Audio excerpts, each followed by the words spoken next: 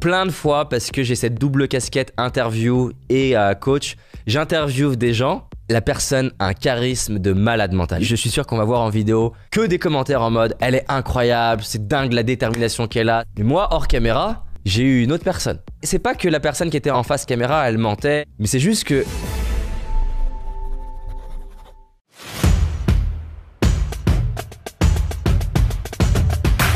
Je fais une conférence à Lyon et j'ai un ami qui est un des plus grands PDG français. Juste avant ma conférence, il me fait un SMS et il me fait « Au fait, je viens te voir ». Et moi, j'étais dans la loge. Ma salle, c'est la même que d'habitude, plus ou moins. Il y a une personne qui a changé sur les 1000. Mais mon niveau de stress, il a grimpé. Donc, c'est pas lié aux 1000 personnes à ce moment-là. C'est lié à la personne que je me représente comme étant « Oh, putain, c'est un PDG, il est habitué à avoir des grands speakers, j'ai envie de l'impressionner. » Donc, à nouveau, focus sur moi. Si je l'impressionne, ça se trouve, ça peut générer des opportunités. À nouveau, focus sur moi. Et voilà, en plus, il s'exprime bien, il a du charisme. Et là, qu'est-ce que je fais? C'est que je me focalise sur ce que je pense qu'il a, je le mets sur un piédestal, je le mets au-dessus de moi. Quand on dit que les gens ont peur de prise de parole en public, c'est vrai et faux. C'est faux, pourquoi? Parce que toute personne qui dit « je suis pas à l'aise en prise de parole en public » est à l'aise dans certains contextes de prise de parole en public. Bah, t'es peut-être à l'aise à parler en public avec ta famille, avec tes amis. Si t'es pas à l'aise en prise de parole en public, c'est soit tu mets le focus sur toi, et ou, souvent c'est un « et », que tu présupposes que dans ton audience, il y a quelqu'un qui sait ou a quelque chose que tu n'as pas.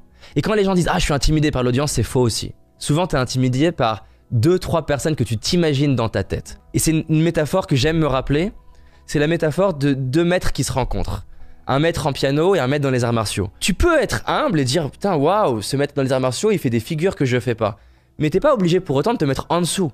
Tu peux dire « moi, je suis un maître en piano et on est 2 maîtres qui se rencontrent ». Si t'es pas à l'aise en prise de parole en public, c'est que tu présupposes que ton PDG, sous prétexte qu'il est peut-être 50 de plus que toi ou 10 ans de plus que toi, mieux payé que toi ou plus de responsabilité que toi, que du coup il est au-dessus en termes de ceinture. Mais non, il est un maître dans les compétences que ça demande d'être un CEO qui sont très différentes. Imaginons moi je suis Head of Marketing, mais je l'explose potentiellement mon CEO en marketing.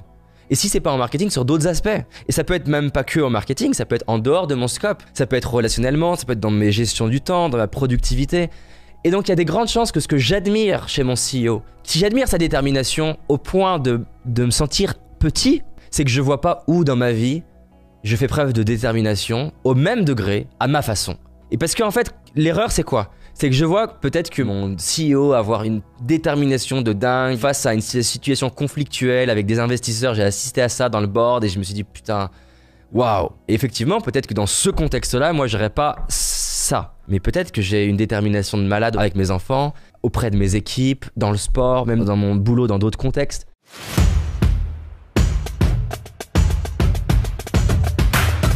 On voit qu'une face de l'histoire, tu vois. Et moi, c'est ce que j'adore avec mon métier, c'est que vu que j'accompagne des sportifs de haut niveau, des influenceurs, des artistes, des entrepreneurs, et le monde voit le front et moi j'ai le back. Et tu vois, hier j'étais à un dîner avec 2 clients qui sont 2 associés entrepreneurs. Ils ont eu un conflit à table devant moi, mais c'est le genre de conflit qu'ils n'auraient pas devant beaucoup de gens. Moi, ils s'en foutent parce que je les ai accompagnés, donc je suis à moitié coach et leur ami. Mais je sais qu'il y a des gens qui les voient et qui se disent « putain, c'est incroyable », parce qu'ils ne voient pas en fait l'arrière. Plein de fois, parce que j'ai cette double casquette interview et coach, j'interviewe des gens, je suis l'intervieweur, la personne a un charisme de malade mental. Les gens, je suis sûr qu'on va voir en vidéo que des commentaires en mode « elle est incroyable, c'est dingue la détermination qu'elle a, c'est dingue la force qu'elle a ». Mais moi, hors caméra, j'ai eu une autre personne. Et c'est pas que la personne qui était en face caméra, elle mentait, qu'elle n'existe pas. Elle existe, mais c'est juste que c'était qu'une partie de la personne. Et moi j'ai eu la chance, en tout cas, de voir 2 côtés. 2 côtés qui n'ont rien à voir. Et la personne me disait « putain David, il faut absolument que tu me coaches, ça va pas là-dessus, aide-moi s'il te plaît ». Et c'était 2 versions. Encore une fois, elle s'est ouverte à moi parce que elle sait que moi je vais pas être dans le jugement. C'est mon métier d'entendre ça et je suis très heureux de lui rendre service. Mais mon point, il est pas de critiquer la personne, parce que moi-même, il y a plein de gens qui voient pas plein de facettes de moi et c'est normal. Mon point, il était de dire, il y a des gens qui vont la voir en se disant « oh là là », alors qu'en fait, c'est un être humain. Et ça vaut le coup d'ailleurs de lire des biographies qui sont objectives. Il faut éviter les biographies qui sont écrites par les personnes, parce qu'elles racontent leur propre légende. C'est pour ça que souvent, les gens qui ont gagné les guerres, souvent, ils ont brûlé tous les textes qui allaient à leur rencontre.